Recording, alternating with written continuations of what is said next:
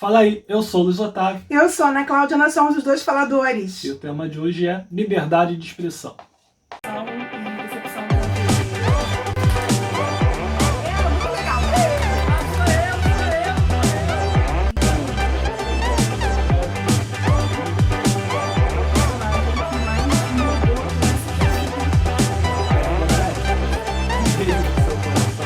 Se você é novo aqui no canal, seja bem-vindo. Não deixe de se inscrever para receber as notificações, que toda semana sai pelo menos um vídeo novo aqui no canal sobre os mais diferentes temas. Se você já é inscrito também, seja bem-vindo. Não deixe de clicar no botão de curtir, ou no botão de descurtir. Mas é importante também que vocês participem, que vocês coloquem as opiniões de vocês. A gente gosta realmente de saber o que vocês pensam dos assuntos que a gente trata aqui. Tá? Esqueci alguma coisa? Não, acho que é só isso. Enfim, eu ando muito risonho, gente. Eu acho que eu Ele é feliz, sabe por quê? Que eu tô do seu lado. Exato! Overdose de Ana Cláudia causa esse tipo de fenômeno. A pessoa começa a ficar sorrindo sem parar, feliz. Ou é isso ou é o desespero da quarentena. Mas eu prefiro a primeira opção. O tema de hoje é liberdade de expressão, porque é algo que se falou muito essa semana, né? Está se falando ainda, né? Na verdade, não se falou sobre liberdade de expressão, né? Se falou sobre o que acreditam que seja a liberdade de expressão no nosso país, e a gente vai tentar debater um pouco sobre isso, né? E também tentar compreender como que as coisas chegaram no nível que estão. Uhum. Certo? Certo. E aí, quer começar ou eu continuo falando? Acho que a gente pode começar a falar sobre a Constituição, né? Porque eu acho que antes a gente precisa aprender a, quando falar sobre um assunto que de alguma forma é estudado pela ciência, a gente partir dos pressupostos científicos, de algum fundamento científico, e não ficar falando da nossa opinião, simplesmente. Porque às vezes a pessoa nunca leu a Constituição, nunca estudou sobre o assunto, mas ela quer dar opinião. E isso, claro, ela é totalmente livre para dar a opinião dela. O que às vezes as pessoas não têm a percepção é de que você não pode impor a sua opinião aos outros, e muito menos a opinião ela pode se sobrepor às verdades científicas. E isso que às vezes eu vejo muito acontecer, né? As pessoas são livres para dar a sua opinião, e eu acho que a opinião ela tinha que ser muito mais sobre se eu concordo ou não concordo, mas na verdade às vezes as pessoas constroem todo um pensamento opinativo sobre o que deveria ser, e não simplesmente você opinar sobre o que existe. Você poderia dizer, eu não concordo com a Constituição, eu concordo com a Constituição. Mas o que às vezes você vê são pessoas construindo, criando teorias sobre o que seria a liberdade de manifestação ou liberdade de expressão, sem nunca ter estudado sobre o assunto. Eu estava olhando para lá pensando, né? Parece até que eu nem estava escutando você falando, mas eu estava olhando para lá pensando justamente no que você estava falando. Porque não é só uma questão de ciência em si, mas é uma questão de ser até os fatos também, né? Então, se a gente olha para o céu, a gente sabe que o céu é azul. Uhum. Né? Tem toda uma explicação científica para isso, mas a gente sabe que o céu é azul. Então, se alguém chegar para você e falar assim, não, hoje eu olhei para o céu e o céu estava roxo, as pessoas sabem que não é verdade. As pessoas sabem que o céu não é roxo. Se alguém quiser sair falando aí, não, o céu é roxo, o céu é roxo, o céu é roxo, isso não vai ter consequência nenhuma, mas a pessoa está indo contra o fato. Mas eu acho até com a matemática isso é até mais simples de você ver. Se qualquer pessoa começar a dizer que 4 mais 4 não são 8, são 28, todo mundo fala assim, putz... Isso fora da álgebra linear. Tudo bem, mas, putz, tá maluco. Se você falar que 2 mais 2 não são 4, eu falo, putz, tu tá doido. São 5! E a pessoa começar a brigar que são 5, porque assim, as coisas que são concretas, às vezes é mais fácil de você fazer esse tipo de percepção. Ainda mais quando você tem a possibilidade de, embora a matemática seja abstrata, você conseguir às vezes concretizar, principalmente no início do aprendizado da criança, você usa objetos, cubinhos, ábaco, para a criança aprender as unidades. Tu usou ábaco na tua infância? Eu tive um ábaco na minha infância. Quer que eu assim com os... Não, eu sei o que é ábaco, eu tô estranhando ter tido na tua infância. Tive, porque isso é uma coisa muito antiga, milenar no Oriente, sim, né? Por isso que eu tô estranhando ter na tua infância. Mas era feito de plástico. Era coloridinho, com várias cores. Tu tinha um ábaco na tua infância. Tive! E Moisés não passou do teu lado, não, falou, nem... vem comigo! E nem por isso eu aprendi matemática, assim, até porque assim, eu não consegui passar do concreto para o abstrato. Então, quando eu cheguei na quinta série, na sexta série, quando começaram as expressões, isso tudo para mim ficou muito difícil, porque os números ganharam um tamanho muito grande, e as expressões, os números negativos, eu tinha uma enorme dificuldade de compreender, né? Porque a minha cabeça era muito ligada àquela coisa do pauzinho, do ábaco. Também tinha uma professora que ela fez que era de tampinhas de garrafa. Aí ela achatou todas, aí prendeu num arame e tal, enfim. Nossas coisas que nós usávamos. E eu não conseguia sair dessa fase para outra. Mas o assunto hoje não é matemática, né? O nome desse professor, né? Não foi. Nem vou falar o nome dela, não, deixa pra lá. Fiquei muito curioso. Com que professor era? Com o nome, porque deve ser muito nome de velho. Não, pior que ele não. Bora, lê aí a Constituição. Olha só, eu vou ler pra vocês a Constituição. Vamos partir então do início, né, da coisa toda. É porque hoje eu mexi com o Super Bonder, e sempre que eu mexo com o Super Bonder, eu tenho repercussões sobre isso. Bom, o artigo 5º da Constituição... Gente, o vídeo é sobre liberdade de expressão, mas peraí. Eu já mexi com o Super Bonder e aí tem repercussão. Deu no plantão da Globo. Cola meus dedos todos, eu fico sem impressão digital. Esse aqui é o problema. Olha só, o artigo 5º da Constituição, ele é o primeiro, ele é o artigo que vai trazer direitos e garantias fundamentais, e o artigo 5º é um dos artigos mais importantes que eu acho que todo mundo deveria ler, reler, porque ele tem repercussão direta na tua vida no dia a dia, não é uma coisa assim abstrata de quando eu fizer isso, não, eu sempre falo que você está vivo, respirando, o artigo 5º está de alguma forma repercutindo em você. E no inciso 6, ele vai dizer o seguinte, o inciso 4, livre a manifestação de pensamento, sendo vedado o anonimato. Então você vê que a própria Constituição, quando ela estabelece o que é liberdade de manifestação ou de expressão, ela já bota o limite, que é o anonimato. Por quê?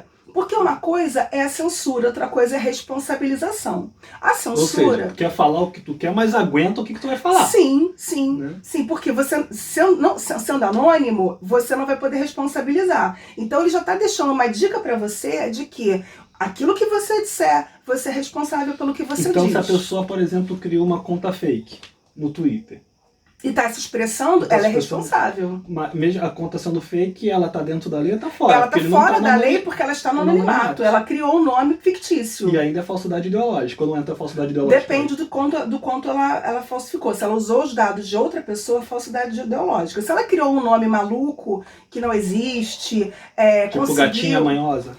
E conseguiu, por exemplo, ela conseguiu fazer uma conta sem usar dados de CPF, que ela não esteja... Porque, assim, quando você usa dados e quando os sites pedem dados de CPF, de identidade, endereço, e você muda isso ou usa de outra pessoa, aí você já pode estar incorrendo no crime. Porque a falsidade ideológica você tem que necessariamente estar usando dados e informações de outra pessoa. De outra pessoa, tá? No caso da falsidade ideológica de você, porque geralmente os sites não vão permitir que você crie coisas porque eles vão fazer checagem. Hoje tem instrumentos de checagem. Agora, você pode, por exemplo, também ter a falsidade ideológica de você dizer assim, boa tarde, eu sou o Conde Marcelo. E se apresentar para as pessoas como Conde Marcelo, e o Conde Marcelo não existia. Também seria falsidade ideológica. E já teve várias pessoas que já caíram nesses contos assim. Tem até umas histórias assim, meio engraçadas na sociedade brasileira, né? A nova sociedade brasileira, pessoas que se apresentam. Meu nome não é Johnny no Brasil. E o cara chega e se apresenta, boa tarde, eu sou fulano de tal, e as pessoas acreditam. Então, assim, o que eu acho que é importante a gente entender é o seguinte, o que está acontecendo agora não é um cerceamento à liberdade de manifestação, é simplesmente a responsabilização depois que as pessoas se manifestaram. Você está falando da ação que teve do STF, que foi investigar, teoricamente, uma rede de divulgação de fake quando news você tem a liberdade de financiamento por exemplo, rede. Você é livre para dirigir um carro. Você pode pegar um carro e dirigir. Agora, se você não está habilitado, você está praticando uma infração penal. Você é livre para pegar uma faca e enfiar no peito de alguém. Tanto que tem um monte de gente que faz. Deixa eu conferir, me dê imagens, por gentileza. Agora, se o policial vê e vier atirar em você, ou se alguém tentar evitar, ou se você for responsabilizado sobre isso, isso é o posterior. Então, assim, a liberdade de fazer o que eu quiser na sociedade, ela existe. Só que a liberdade, sendo absoluta, de eu fazer realmente o que eu quiser, eu vou acabar ferindo o direito. Porque dentro de um Estado democrático de direito, você vai ter liberdades limitadas. Então eu não tenho liberdades absolutas. Normalmente, quando você faz o que dá na tua telha, e dependendo de quanto a sua telha é louca ou perturbada, você vai estar praticando atos que podem ser ilícitos.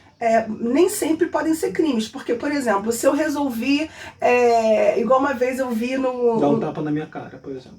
Seria ilícito, mas, por exemplo, umas coisas mais simples, por exemplo, eu vi uma mulher que ela resolveu botar um pedaço de picanha na janela para descongelar.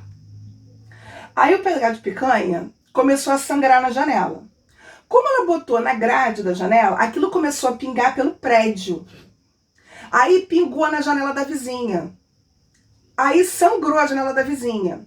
A janela da vizinha ficou fedendo, ficou toda suja, deu bicho, uma confusão danada no prédio. E a mulher ficou super indignada de terem reclamado com ela, porque aquilo ali era um fato natural. Era óbvio que a água... Mas, peraí, mas se é natural que a carne descongelada vai soltar líquido, vai soltar sangue, não bota na janela. E ela foi multada pelo prédio, ficou super indignada com isso, porque ela não pensou em agredir ninguém, em perturbar, ela só queria descongelar uma água. O problema é que você descongelar uma carne, só porque você tem que pensar o seguinte: o meu agir em sociedade tem limites para que eu não venha prejudicar ninguém. E você imagina você abrir tua janela e tua janela tá banhada de sangue. Primeiro que é um susto, porque e depois todo super desconfortável, é ruim o cheiro, e ter que limpar o sangue, a mulher nem sabia direito de onde é que tinha vindo aquilo, se era de uma pessoa, se era de um animal. Horrível. Podia ser uma pegadinha. Eu sei que deu um bafafá no prédio danado, uma confusão danada nessa história. E no final a mulher foi multada. E, claro, arranjou uma confusão no prédio, um monte de inimizade no prédio. Que uma coisa que a gente tem percebido essa semana, e aí são duas coisas diferentes, né? De novo, a gente está falando da operação que foi pedida pelo STF da investigação do suposto grupo que dissemina as fake news, as informações falsas e o financiamento desses movimentos. Uma coisa que eu acho curiosa, apesar de não ser o foco do nosso vídeo, é assim, que poucos, eu acho que dos que foram investigados, só um reclamou de dizerem que era fake news. Os outros, todos foram no sentido de que eu tenho a minha liberdade de expressão, eu tenho a liberdade de falar o que eu quiser. Né? Então, pelo menos pelo que eu entendo da liberdade de expressão no Brasil, que é diferente da liberdade de expressão nos Estados Unidos, é totalmente diferente. E do que você está falando, é o seguinte: tu não pode sair falando o que tu quiser e achar que não vai ter consequência. O problema da responsabilização. Você pode falar o que você bem entender. Você é livre para manifestar o seu pensamento. A questão toda é que depois esse pensamento ele vai ser analisado. Vai passar por vários filtros na sociedade. Sobre normas de etiqueta, de educação, sobre normas de comportamento, sobre normas religiosas, sobre normas às vezes específicas a certos grupos que certos comportamentos são aceitos, não são aceitos. E vai passar pelo filtro também da questão jurídica. E aí, passando pelo filtro da questão jurídica, você vai acabar, em algumas situações, cometendo infrações legais. Então, assim, o problema todo agora não é que está se querendo acabar com a liberdade de manifestação. O que está querendo se fazer é responsabilizar as pessoas. O problema foi que, assim, durante muito tempo se foi muito tolerante sobre isso. Então, a tolerância foi muito grande durante muito tempo. Hoje, a gente está vivendo o reflexo dessa excessiva tolerância e da ausência do Estado nesse mundo, principalmente virtual.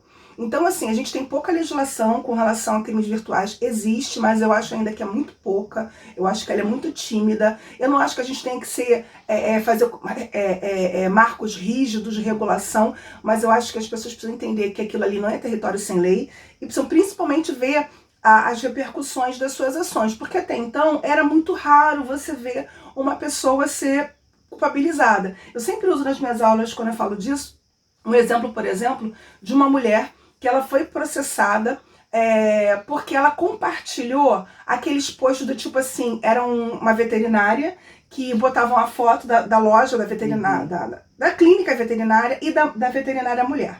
Aí falava assim, compartilhem, essa mulher é uma assassina de cachorros, ela tá matando os cachorros aqui do bairro, ela é criminosa, que não sei o quê. Compartilhem até chegar às autoridades. Aí uma dessas mulheres que viu isso compartilhou. Ela foi condenada, se não me engano, acho que em 2013, a pagar 12 mil reais de indenização, ela é funcionária pública, porque sofreu uma pressão tremenda porque ela compartilhou, não foi ela que fez o post. Porque eles não conseguiram localizar quem fez o post inicial, mas localizaram sim ela que tinha uma conta verdadeira, com a cara dela, com o nome dela, endereço dela, CPF dela, localizaram. E ela foi uma das pessoas que mais compartilhou, ela foi culpabilizada. Porque, na verdade, depois se provou que esse post era um post falso, que não era verdadeiro, era uma briga pessoal da veterinária lá, tinha nada a ver com matar cachorro, e se queria denegrir a imagem da clínica por uma questão pessoal que existia lá, e a pessoa compartilhou sem saber. Então, a gente tem que perceber que as nossas atitudes, as nossas ações, elas têm reflexos jurídicos e podem sofrer responsabilizações. Agora, vai acontecer 100% dos casos? Não, mas em algum momento isso pode vir a acontecer. Isso também tem a ver com o volume, porque assim, o Estado, o próprio judiciário, às vezes ele vai começar a tomar decisões de ser mais rígido ou menos rígido, quando ele está vendo as questões dos fatos sociais. O fato social move muito o direito. E assim, a impressão que eu tenho, não é defendendo o STF, eu acho que o STF hoje tem uma série de problemas sim, né? Algumas decisões que alguns ministros do Supremo tomam, a gente pode debater, mas esse debate tem que ser no campo das ideias, tem que ser no campo da lei, o que a lei permite. Vamos alterar? Vamos levar então para o legislativo aprovar ou não, vamos debater lá, e aí ver se está dentro da Constituição. Só que eu acho também que nos últimos tempos tem tido uma exposição muito grande do STF. O STF tem sido chamado excessivamente, nos últimos anos, para decidir coisas que teoricamente não seria necessário, porque a própria Constituição já diz. Mas isso é um fenômeno mundial de judicialização. Judicialização, né? Judicialização das questões, porque você não tem um legislativo muito atuante. Por exemplo, você tem várias pessoas agora do legislativo sendo responsabilizadas por alguma coisa que se manifestou, mas pergunta se elas têm um projeto de lei para discutir essas questões. Não tem. Então, o problema que às vezes se vê é que quanto mais o legislativo for inoperante, mais o judiciário age. E mais o judiciário age livre. Por quê? O nosso judiciário, ele é muito preso à lei. Ele precisa julgar de acordo com a lei, sim. Só que existem outros lugares que eles são presos aos costumes. Aqui são as leis. Quando você não tem leis, o judiciário não pode dizer assim, também está no artigo 5º, eu não vou julgar este fato porque não tem lei, então resolva assim. Não, ele não pode afastar, ele é obrigado. Fazer proximidade, né? E aí você tem, a gente tem as fontes secundárias do direito, que a fonte primária é a lei, a gente tem as fontes secundárias, eles vão usando costumes, analogia, jurisprudência, princípios gerais do direito, ele vai ter que julgar e resolver o problema. O problema apareceu na mão dele, ele não pode devolver para a pessoa sem solução, ele tem que resolver. E é isso que ele tem feito. O problema é que as coisas vêm acontecendo, os fatos sociais vêm ocorrendo, o legislativo, você vê no nosso caso no país, desde o impeachment da Dilma, ele está muito engessado, muito paralisado, ele só se mexeu, foi para votar reforma da Previdência, algumas coisas de reforma trabalhista, mas assim, e acabou. Muito paralisado, muito sim, sem grande, iniciativa. Né? De grande. Sim, muito sem iniciativa. Esse legislativo que é natural agora também tem poucas ideias, tem poucos projetos realmente que trariam repercussões e modificações. Porque a gente tem que falar o que é o objetivo do direito. O objetivo do direito é realmente limitar condutas, é ditar como as pessoas vão se comportar. A liberdade não é absoluta. Então o que às vezes eu vejo muitos políticos pregar é anarquia, é ausência do Estado, é ausência da lei. Não é nem liberalismo, é anarquia. Então, quando a pessoa fala assim, eu vou fazer o que eu quiser... Porque eu sou deputado, por exemplo. Ou porque eu sou livre, eu sou cidadão. Eu vou me guiar pela minha consciência do que é justo. Aí começa a gritar, homens justos só cumprem ordens justas. Igual um cara que foi preso outro dia e que o próprio presidente começou a falar, né? Ordens absurdas não precisam ser cumpridas. Agora, o que é absurdo para você? Qual é o teu parâmetro? Na vez tem que falar ordens ilegais, é diferente. Ordens ilegais não precisam ser cumpridas. Isso é verdade. E assim, eu acho que isso tem muito a ver também com a... Ai, fugiu a palavra agora, mas com a candura que se teve nos últimos anos diante dessas coisas. Tolerância. A tolerância, mas é morosidade. Porque a tolerância é mais. Eu acho que é tolerância mesmo. Porque assim, a escala das fake news e do tom de agressividade dessas fake news vem crescendo há muito tempo. Porque também tem a ver com quem você está atingindo. Agora, você não está atingindo só pessoas. Você está atingindo instituições. E quando você faz instituições perderem a credibilidade pública, você coloca em descrédito a própria democracia, o próprio sistema político, o próprio governo, a estrutura de governo. Então, assim, é isso que às vezes o próprio presidente não tem essa percepção. Quando você coloca em dúvida o Congresso, o Supremo, o Judiciário, e faz com que as pessoas não confiem mais nessas instituições, você está abalando e está desconstruindo toda uma estrutura. E não está personificando. Porque quando ele fala ordens absurdas não merecem ser cumpridas. E se o Moro achava a ordem dele absurda? Não cumpriria. Não cumpriu. E aí? Lembrando que eu não vejo diferença entre um nem outro. Né? Aquela história. Na briga entre Bolsonaro e Moro, eu tô torcendo pela briga. Mas se ele diz que ordens absurdas não devem ser seguidas, se o ministro dele acha uma ordem absurda, não tem que seguir. Mas isso tudo também eu acho que é um reflexo que já vem de alguns anos atrás, de que eu até escrevi um artigo sobre isso, sobre liberdade de manifestação e criminalização dos movimentos sociais. A gente vai botar no comentário fixo aqui. Foi um artigo que eu escrevi para um congresso. E aí, o que acontece? Você vai ver que você teve, ao longo das manifestações de 2013, um fenômeno muito de criminalização da manifestação. Então, o manifestante que ia para a rua, é porque agora você não consegue ir para a rua, você vai para a internet ou vai para frente do Palácio, né? Que está acontecendo muita manifestação na frente do Palácio, que são as manifestações apoiadas pelo governo e que são pró-governo.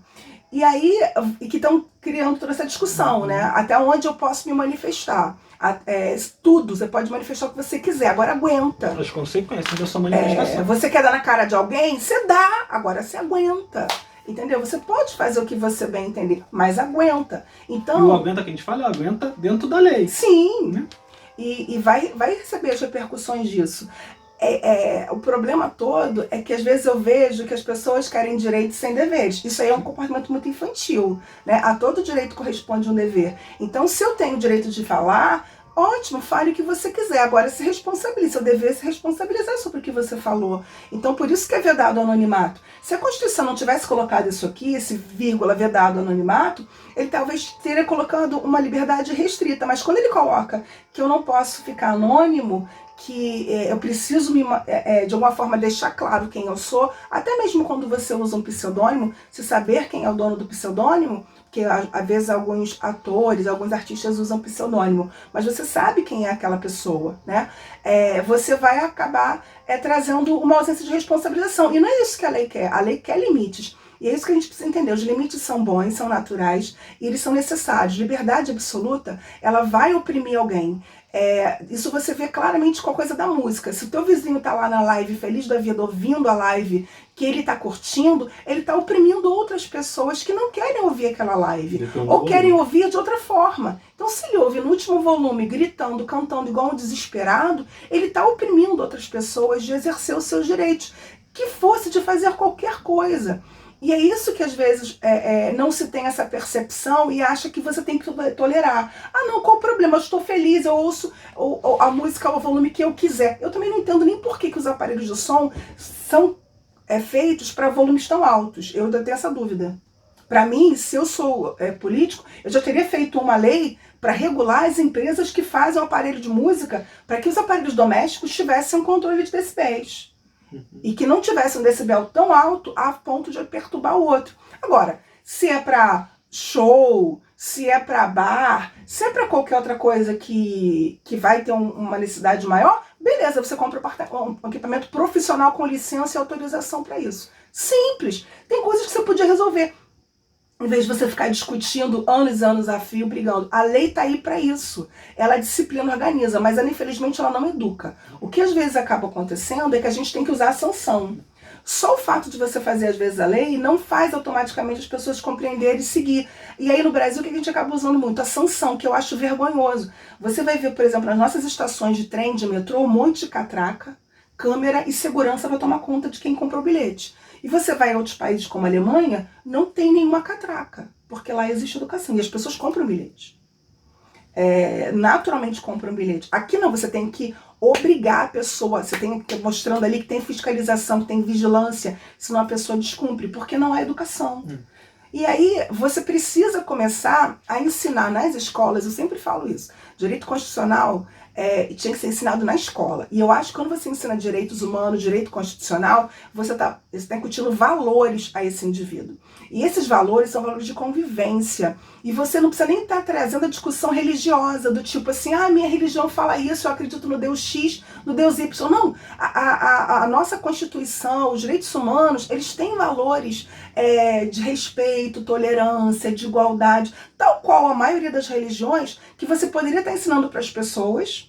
Então, em vez de estar discutindo ensino religioso nas escolas, eu queria estar discutindo ensino jurídico nas escolas. Eu acho que, por exemplo, o aluno de segundo grau, que vai começar o mercado de trabalho, ele tinha que ter aula de legislação trabalhista. Não dá para você entrar no mercado de trabalho sem ter o mínimo de conhecimento de legislação trabalhista. Então, assim, tem certas coisas que eu acho que você tinha que passar para as escolas. Mas aí, se você faz isso, a partir do momento que a pessoa ia saber os seus deveres, e conhecer seus direitos. E aí ela poderia exercer cidadania de verdade. Ela poderia exercer cidadania de verdade. Vai cobrar. E aí você não poderia ter gente que fica escrevendo um monte de besteira na internet dizendo que está tendo a liberdade de expressão dele cerceada. Sim. Então, é muito complicado. E aí é mais fácil você ficar discutindo blá blá blá de religião na escola. Nada contra as religiões, só que não é lugar da escola. E que vai estar ensinando às vezes coisas que não são exatamente valores morais. Não. Porque o direito tem valores morais. Vai fazer a pessoa decorar a Bíblia. Ou vai estar discutindo questões de medo, e não incutindo questões de responsabilidade. Eu sou responsável pelas minhas ações. E não do tipo, eu vou para o inferno quando eu morrer. Muito distante. Você vê, às vezes, certas pessoas religiosas tendo comportamentos que, se ela realmente acreditasse no inferno, não estaria fazendo aquilo. Enfim. E outra coisa, só para a gente encerrar. O que essa investigação tem buscado compreender, né? Assim, você pega para ler o que tem saído, falando de quais são os tipos de coisas que o STF tem passado, não é o Alexandre de Moraes... É feio. O Alexandre de Moraes usa tônico capilar para ver se... porque tem vergonha da careca. Não gostei da sua decisão. A pessoa tem toda a liberdade de falar assim, não gostei da sua decisão, Alexandre. É coisa do tipo ameaça de morte, vazamento de planejamento de atentado. Gente, mandar pro cara a localização dos filhos dele. Então... E falar assim, olha, eu sei onde tá a tua família. E mandar pro cara a localização da família dele. As coisas acontecem de um jeito que faz crer que seja verdade mesmo. Porque teve gente botando na internet vídeos ameaçando o ministro. Dizendo que queria ir pro soco, que a vida dele ia ser inferno. São planos de atirar, dizem que vão atirar nas costas. São ameaças muito sérias à pessoa e à família dela. Eu acho que, assim, é isso que as pessoas não percebem. Que, primeiro, assim, tá num cargo desse, eu acho que é um peso muito grande. Ser juiz, eu nunca quis ser juiz. Depois que comecei a estagiar, eu nunca quis essa posição. Porque eu acho que é um peso de uma caneta, de você dizer sim ou não, é certo ou errado. É um peso muito grande. Além do próprio peso da carreira, e eu vejo, assim, pelas pessoas que eu conheci, que se passaram em concurso, como envelheceram, como é pesado. É uma carreira linda, maravilhosa, ganha-se muito bem, é verdade, mas existe um peso muito grande. E além desse peso, você ter toda essa questão de opinião pública, o Bonner, cara, o Bonner se emociona contando do sofrimento da família dele, com as ameaças. Não é que a opinião diz assim, Bonner, tu é um safado, não é isso. São as ameaças. Eles não têm liberdade pré na esquina. Pegaram os dados do filho do Bonner e usaram para as mais loucas coisas da vida. Enfim, desde filiação a partido político, a compra de coisas. Então, assim, isso é uma coisa muito séria. Retirada do auxílio de R$600. Isso é muito sério. E isso é crime. Isso não é brincadeira de internet, isso não é palhaçada. Isso perturba a pessoa. Isso dá uma trabalheira, E o garoto não tem culpa de nada, ele nunca botou a cara no Jornal Nacional. Entendeu? E mesmo se tivesse colocado, ele tá ali anunciando e falando a linha editorial de uma empresa. Ah, ele é responsável porque ele é editor, mas ele tá empregado lá. O dia que ele falar uma coisa que não tiver de acordo com a empresa, ele tá na rua. É simples. Então, assim, a gente precisa também ter um pouco de limite, um pouco de se colocar na posição, no lugar do outro. Acho que é isso, né? É isso. E aí eu quero terminar com aquela frase linda que a sua mãe deve ter ensinado a você, a minha me ensinou, a sua também deve ter te ensinado, que diz que o seu direito começa quando termina do outro. Então escreve aí nos comentários, já ia encerrar, né? Mas escreve aí nos comentários se você concorda com a gente ou não, o que você acha de toda essa situação, né, que a gente está vivendo e do que a gente falou aqui. Se você ainda não se inscreveu, não deixa de se inscrever e dar o joinha lá. Valeu, até a próxima. Tchau, tchau.